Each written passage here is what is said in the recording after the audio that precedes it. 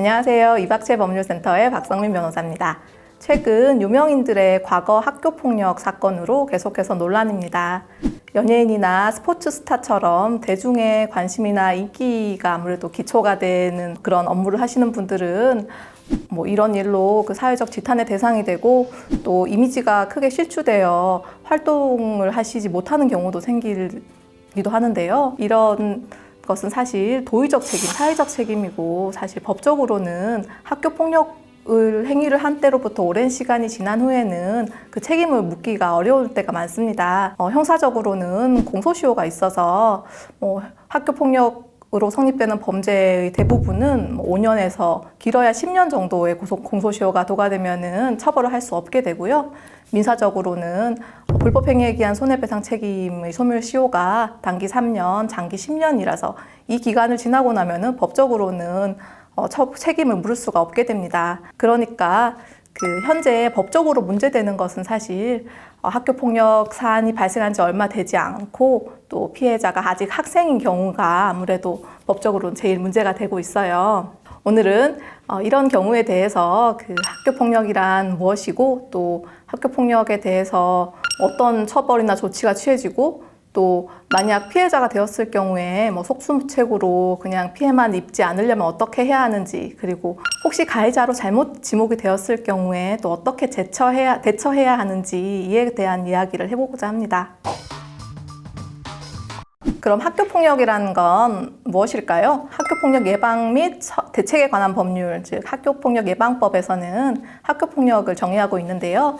학교 내외에서 학생들에게 발생한 상해, 폭행, 강금, 협박 이런 신체나 정신, 재산상 피해를 수반하는 행위를 학교폭력이라고 하고 있습니다. 학교폭력을 유형화해 보자면 첫 번째로 언어, 심리적 폭력, 두 번째로 물리적, 신체적 폭력, 세 번째로 따돌림으로 나누어지는데요. 경찰에서 운영하는 안전드림 홈페이지에서는 이런 유형별로 예시를 하고 있어요. 학교폭력 행위에 대한 예시를 첫 번째 언어 심리적 폭력의 유형으로는 친구들에게 생김새나 아니면은 바보 이런 식으로 모욕적인 말로 계속해서 놀리는 행위, 그리고 속칭 빵 셔틀이라고 하죠. 심부름 시키는 행위, 그리고 행동을 사진이나 영상으로 찍어서 수치심을 주는 행위, 이런 예시를 들고 있고요.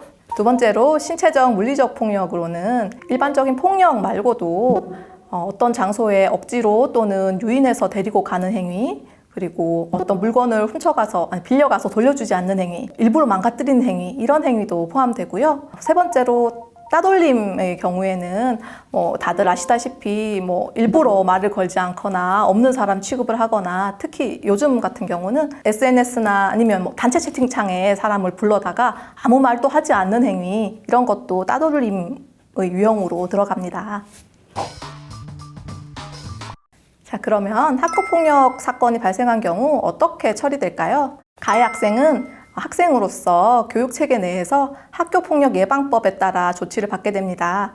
학교폭력 예방법에서는 가해 학생에 대해서 가장 경미한 것으로는 서면 사과부터 가장 중한 것으로는 퇴학 처분까지 9가지 조치를 규정하고 있고요. 행위의 태양, 그러니까 고의성, 지속성, 그리고 어느 정도 심각한지, 그리고 화해 정도, 그리고 반성의 정도를 다 감안해서 그중에 어떤 조치를 내리도록 하고 있어요. 그리고 형사적으로는 학교폭력에 해당하는 모든 행위가 다 범죄가 되는 것은 아니지만 형법상 범죄를 구성하는 어떤 경우에는 상해죄 폭행죄 등 해당 범죄가로 처벌될 수 있고요. 단체 또는 다중의 위력을 보이는 경우에는 폭력 행위 등 처벌에 관한 법률에 따르고, SNS나 인터넷을 통해서 학교폭력 행위를 하는 경우에는 정보통신망법에 따라서 처벌을 받게 됩니다. 다만 가해자가 14세 미만인 경우에는 형사처벌이 안 되니까 소년법에 의해서 보호처분을 받을 수 있고요. 또 민사적으로는 피해 학생이 가해 학생에 대해서 치료비나 위자료 등 손해배상 청구를 하게 되고요. 물론 가해자는 학생이다 보니까 자력이 부족한 경우에는 보호자에 대해서도 함께 책임을 물을 수 있고, 또 경우에 따라서는 학교나 교사에 대해서도 보호 감독 의무를 위반한 것을 이유로 해서 책임을 물을 수 있습니다. 물론 피해자가 되지 않는 것이 최선이겠지만 혹시 피해자가 되더라도 속수무책의 피해자가 되어서는 안 되겠죠. 그리고 피해를 최소화하기 위한 조치도 당연히 해야 될 것입니다. 학교폭력예방법에서는 피해 학생을 보호하기 위한 여러 가지 조치를 규정하고 있는데요. 첫 번째로는 심리상담 및 조언, 두 번째로는 임시보호조치, 세 번째로는 치료 및 치료를 위한 요양, 네 번째로는 학급 교체, 다섯 번째로는 그 밖에 필요한 조치입니다. 이러한 조치를 잘 활용하시는 게 좋겠고, 이런 조치를 취하기 위해서 피해 학생이 만약 결석하게 될 경우에는 그런 기간 또 출석 일수에 산입됩니다. 그리고 학교는 피해 학생이 불이익을 입지 않도록 조치할 의무가 있습니다. 그리고 피해 학생에 대한 치료비 또는 위자료의 부담은 당연히 가해자 쪽에서 하게 되는데요.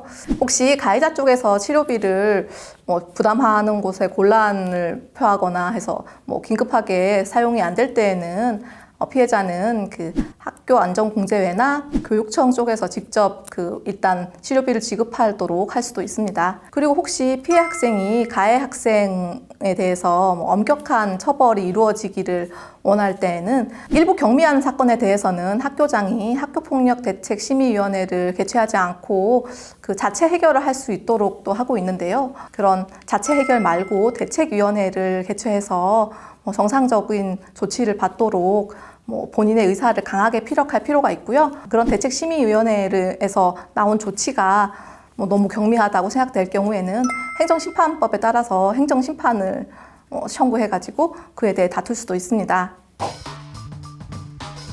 때로는 억울한 가해자가 되는 경우도 생길 수 있어요. 또 본인의 잘못보다 좀 과중한 징계를 받는 경우도 있을 수 있고요. 이런 경우에는 어떻게 대처해야 될까요? 학교폭력예방법에서는 가해 학생에 대한 조치로 9가지를 두고 있는데요. 가장 경미한 피해자에 대한 서면 사과, 그리고 피해 학생 또는 고발 학생에 대해서 접촉 또는 보복의 금지, 그리고 교내 봉사, 사회 봉사, 그리고 특별 교육 이수 또는 심리치료, 10일 이내 출석 정지, 학급 교체, 전학, 그리고 퇴학 처분, 이렇게 9가지입니다. 이러한 내용은 각 조치에 따라서 조금 차이가 있지만 어떤 조치든 간에 적어도 졸업할 때까지는 삭제되지 않아요. 학교 생활기록부에서. 그런데 상급 학교의 진학 사정은 재학 중에 있잖아요. 그러니까 보통 입시에서 이런 기재가 있으면은 아무래도 불이익을 받게 될 것이라는 우려가 많습니다. 그렇기 때문에 혹시라도 억울하게 이런 조치를 받게 된 가해 학생으로 지목된 사람은 이에 대해서 다투어 볼 필요가 있죠. 그럴 때는 역시 행정심판법에 따라 행정심판을 제기해야 됩니다. 그리고 혹시라도 또 역시 우발적으로 또 순간적으로 그런 학교 폭력을 하게 됐던 가해 학생으로서는 진정한 반성의 태도, 그리고 화해의 노력, 그리고 화해가 실제로 이루어졌는지 이런 부분이 어떤 조치가 내려질지에 큰 영향을 미치거든요. 그러니까 혹시 본인이 잘못했다고 생각하는 부분에 대해서는 인정하고 사과하고 또 화해의 손을 내밈으로써 본인이 받을 조치를 좀 경감시키실 수 있을 겁니다. 이상 학교폭력에 대한 이야기를 해보았습니다. 최근 언론을 통해 보도된 학교폭력의 사안들은 다소 경악스럽기도 하고 충격적입니다. 혹시 본인이 별 생각 없이 했던 행동이 이런 학교폭력의 유형에 들어간다는 사실을 알게 된 학생이 있다면은 조금 행동에 좀 주의를 기울이는 것이, 신중을 기하는 것이 좋을 것 같고, 혹시 피해 학생의 경우 혼자 앓고만 있지 마시고 주변에 알리거나 신고하고 도움을 요청함으로써 조속하고 원만하게 해결될 수 있도록 하시는 것이 좋을 것 같습니다. 또 혹시 주변에 이런 학교폭력 사안을 보신 분은 누구든지 또 신고하실 수 있고, 신고자의 신원은 보장된다고 합니다. 그러니까 주변에 좀 더 관심을 기울여 주시기를 부탁드립니다. 이상 이박채 법률센터였습니다. 감사합니다.